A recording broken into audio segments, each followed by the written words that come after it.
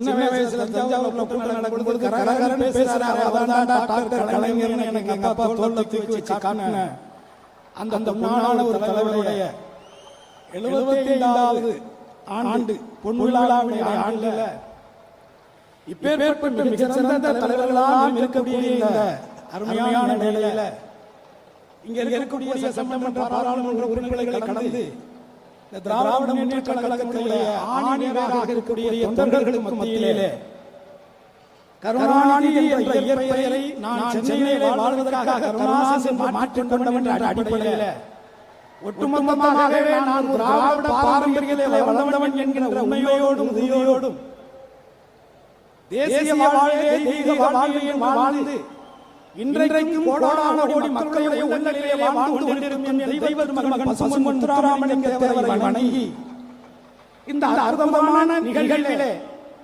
குறிப்பாக இங்கே என்னுடைய முன்னாள் கல்லூரி மாணவர் சட்டமன்ற உறுப்பினர் தாயகம் கலியிருக்கிறார். நான் அண்ணாமலை கல்லூரியிலே 88 வாக்கிலே படித்த பொழுது அன்றைக்கு மாணவர் பேரவையுடைய நிகழ்வுக்காக அன்பகத்திலே இருந்து இன்றைக்கு முதலமைச்சராக இருக்கக்கூடிய எனது அருமை அண்ணன் தளபதி அவர்களை நான் அழைத்து சென்று அன்றைக்கு கல்லூரி மாணவர் பேரவையை துவங்கிய பொழுது நான் 2000 வாழ பட்டாசு வைத்துக் கொண்டிருந்தேன். அந்த பட்டாசு பத்த வைக்கிற பொழுது பிரின்சிபல் வந்து புடிக்கிட்டு போயிட்டார்.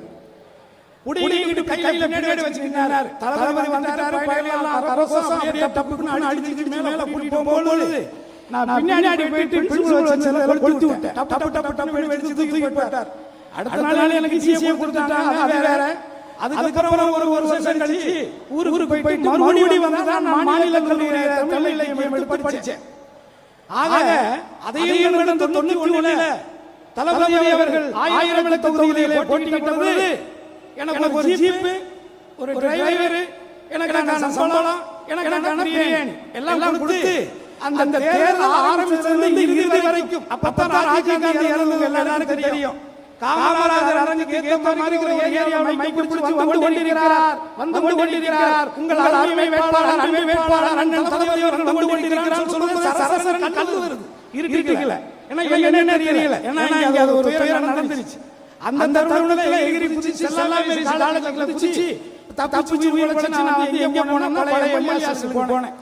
ஆக ஏதோ ஒரு சக்தி, ஏதோ ஒரு உண்மை, ஏதோ ஒரு நேர்மை இந்த இயக்கத்தின் மீது அன்பு மாறாமல் உறுதியான பற்றுள்ளவர்களுடைய பாரம்பரியத்திலே வந்தவன் என்ற அடிப்படையில்தான் எல்லாம் வல்ல இறைவன் இந்த இடத்திலே அமர்ந்திருக்கிறார் என்று நான் உறுதியாக நம்புகிறேன்.